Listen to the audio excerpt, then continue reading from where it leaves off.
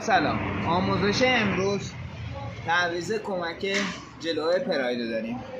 ماشین رو جکش میکنیم، خرکش میکنیم، 4 تا پیچ چرخ رو باز میکنیم، چرخ رو جدا میکنیم،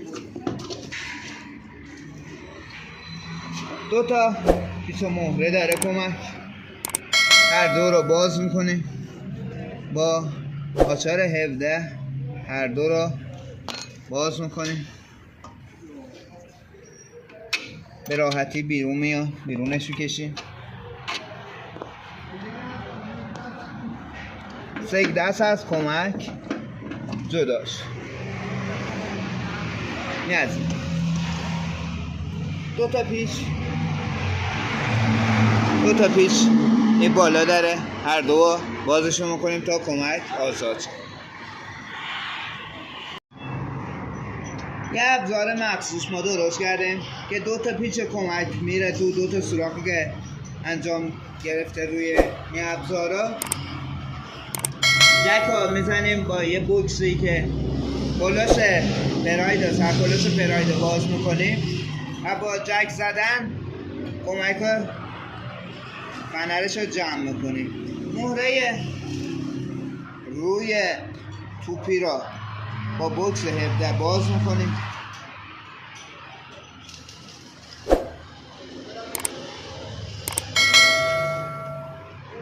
این ابزار هم کمک پژو به راحتی باز و بسته هاش میکنیم و هم کمک پراید. جک ها میزنیم بره پایین.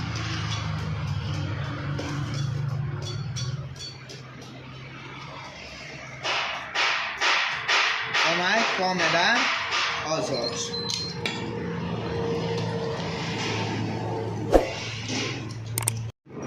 گردگیر کمک نو میزنیم سر جاش.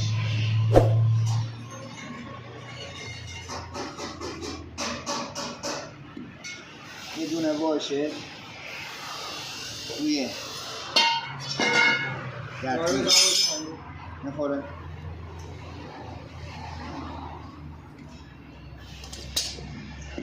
آخر میکشیمش میل کمک ها بالا. فنرلولا قرار میدیم سر جاش.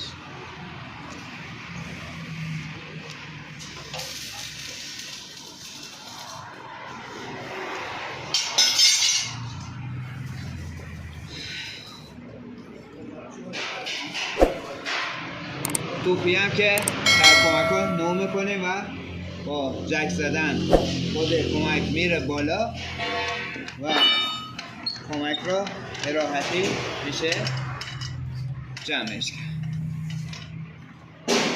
برای بستن کمک روی خودرو این نشون که داره سمت موتور قرار بگیره.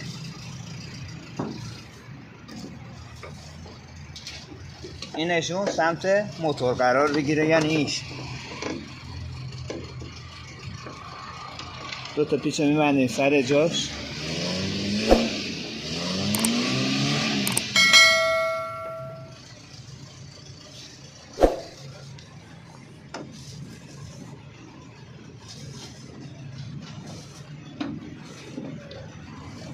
سیگنس رو قرار میدیم داخل کمک. 2 تا پیچ داره، ما فشار دادن سمت پایین هر 2 تا پیچ ها میزنیم سمت.